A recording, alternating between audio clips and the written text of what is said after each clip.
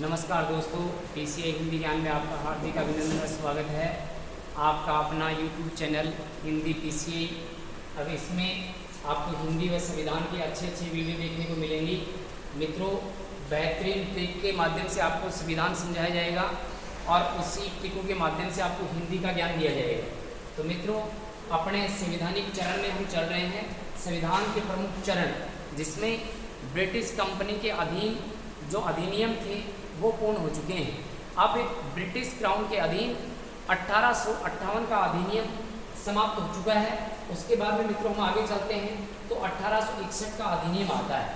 1861 के अधिनियम को हम जानते हैं कि यहाँ पर कौन कौन सी उपलब्धि हमें प्राप्त हुई। तो 1861 के अधिनियम को भारत परिषद अधिनियम के नाम से जाना जाता है। एक प्रश्न तो यहीं से बनता है कि भारत परिषद अधिनियम के नाम से किस अधिनियम को जाना जाता है। तो ये 1861 का अधिनियम हो गया। कौन सा अधिनियम हो गया मित्रों? 1861 का अधिनियम हो गया। 1861 के अधिनियम को भारत परिषद अधिनियम के नाम से जाना जाता है। ऐसे मित्रों हम चले तो यहाँ पर 1860 में, मतलब इस अधिनियम से एक वर्ष पहले हम जोड़ें तो यहाँ से भी हम एक प्रश्न याद रख सकते हैं। भारत का प्रथम बार बजट प्रस्तुत कब हुआ था? तो 1861 में हुआ था। 1861 में। ऐसे ही मित्रों आगे हम चलें तो यहाँ पर कुछ ट्रिक के माध्यम से हम इस एक्ट को पढ़ने वाले हैं। यहाँ पर मित्रों आपको ध्यान रखना है कि 1861 के अधिनियम के समय वाइसराय कौन था? वही लॉर्ड कैनिंग था। लॉर्ड कैनिंग यहाँ पर वाइसराय 1962 में रहता है। मित्रों, हम इस अधिनियम से जुड़े हुए कुछ तथ्यात्मक प्रश्न इससे याद रख सकते हैं। ये 4 वैसे संबंध रखता है। कितने वैसे संबंध रखता है? 4 वैसे। इन 4 वैसे क्या संबंध है, ध्यान देना। एक पहला वै, इसका मतलब हो जाएगा भारत में पहली बार विभागीय प्रणाली की शुरुआत कौन से अधिनियम में होती है? तो कौन सा अधिनियम हो गया मित्रों? 1861 का अधिनियम हो गया। 1861 का अधिनियम।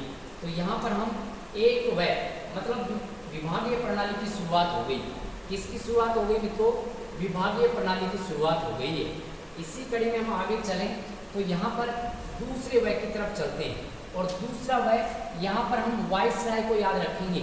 मित्रों, पहली बार वाइसराय को अध्यादेश जारी करने का अधिकार 1861 के अधिनियम में प्राप्त होता है।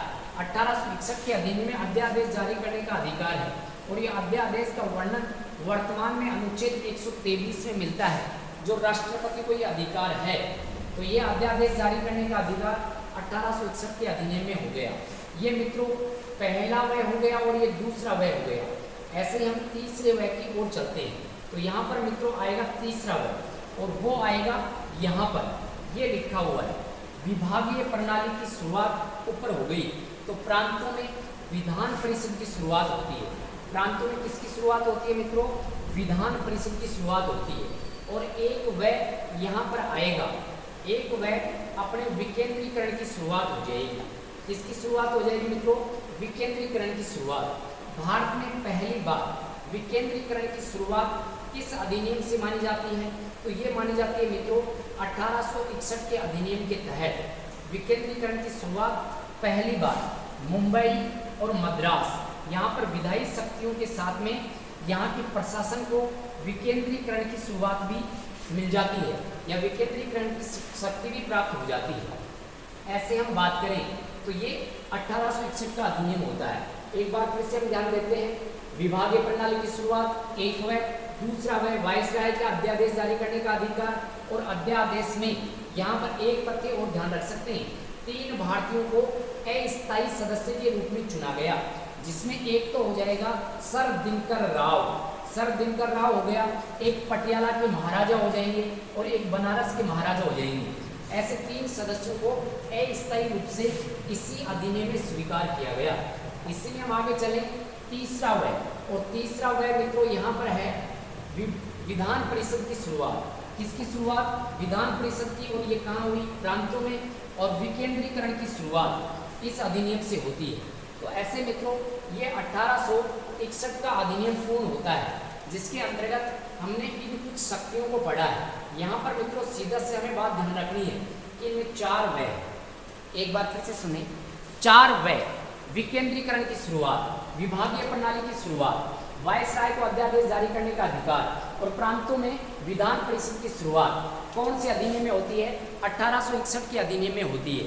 ये 1861 का अधिनियम पूर्ण होता है, जिसको भारत परिषद अधिनियम के नाम से जाना जाता है। धन्यवाद मित्रों, सभी चैनल को सब्सक्राइब कीजिए, ज़्यादा से ज़्यादा शेयर कीजिए। आप लोगों को ऐसे अच्छे अच्छे और भी वीडियो प्राप्त होंगे।